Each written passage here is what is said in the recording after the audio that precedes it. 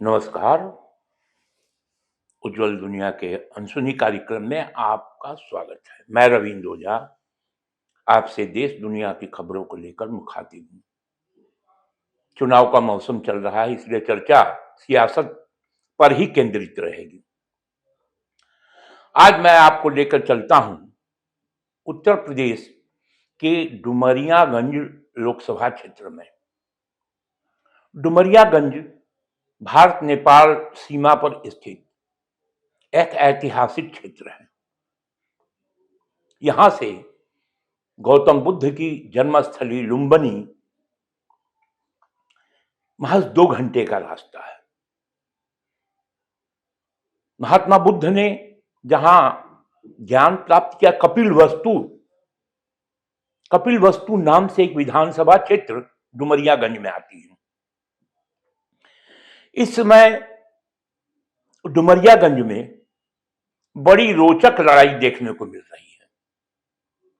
एक तरफ भारतीय जनता पार्टी की ओर से जगदंबिका पाल हैं, जो 2009 से लगातार इस सीट को जीत रहे हैं, तो दूसरी ओर उनको चुनौती देने के लिए ब्राह्मण समाज की ओर से एक सशक्त दावेदार को समाजवादी पार्टी ने टिकट दिया है। वह है कुशल शंकर तिवारी उर्फ भीष्म शंकर। कुशल तिवारी जी पूर्वांचल में ब्राह्मणों के शिरोमणि कहे जाने वाले पंडित हरिशंकर तिवारी के बड़े बेटे हैं। वह पहले भी 2 बार सांसद रह चुके हैं, लेकिन डुमरियागंज से नहीं, संत कबीर नगर से। डुमरियागंज में उनको समाजवादी पार्टी ने इस सोच के साथ उतारा कि वह जगदंबिका पाल के लगातार जीतने के रिकॉर्ड को तोड़ें। जहां तक जातीय समीकरण की बात है, तो डुमरियागंज लोकसभा क्षेत्र में सबसे ज्यादा मुस्लिम हैं। करीब 43% मुस्लिम हैं, और मुसलमान चुनावी गणित को प्रभावित करता है।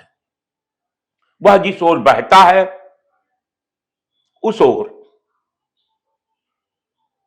जीत की गारंटी होती है। भारतीय जनता पार्टी जगदंबिका पाल को जिताने के लिए एड़ी चोटी का जोर लगा रही है।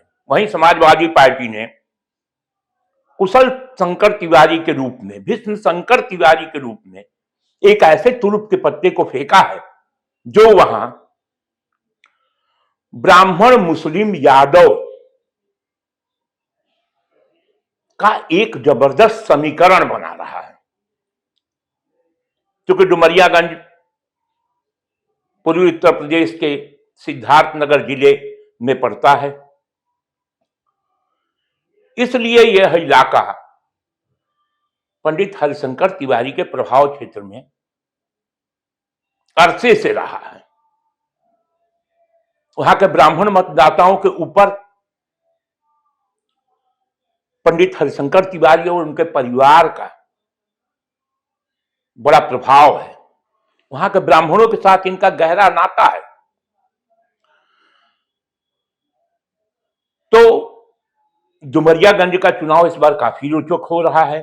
जगदंबिका पाल के लिए इस बार राह आसान नहीं है, क्योंकि भीष्म शंकर और कुशल तिवारी राजनीति के एक मजे हुए खिलाड़ी हैं, और वह सियासी समीकरण को फिट करने के एक्सपर्ट माने जाते हैं। देखना है कि 4 जून को ईवीएम से क्या फैसला आता है, लेकिन जमीन पर बड़ी कांटे की लड़ाई चल रही है। जगदंबिका पाल हार भी सकते हैं, क्योंकि वहां जो वोटों का समीकरण है वह जगदंबिका पाल और भारतीय जनता पार्टी के ऊपर भारी नजर आ रहा है। बसपा ने भी वहां से भालचंद्र यादव को उम्मीदवार बनाकर उतारा है, लेकिन बसपा चूंकि इस समय सियासी क्षितिज से गायब है और उसके लिए अपने आप को पुनः मैदान में खड़ा कर पाना बड़ा मुश्किल प्रतीत हो रहा है। उसका आधार वोट बैंक विभिन्न दलों में छिटक गया है, यानी दलित काफी खेमों में बच चुका है। तो यह बसपा वहां वोट स्पॉइलर हो सकती है, लेकिन कोई बड़ा कमाल नहीं कर सकती। डुमरियागंज में लड़ाई भाजपा और सपा के बीच में है और दोनों के लिए यह सीट नाक का सवाल हो गया है। दोस्तों, डुमरियागंज से आज इतना ही। कल किसी और लोकसभा क्षेत्र में आपको लेकर चलेंगे और वहां की जमीनी सच्चाई को आपको बताने की कोशिश करेंगे। तब तक के लिए नमस्कार।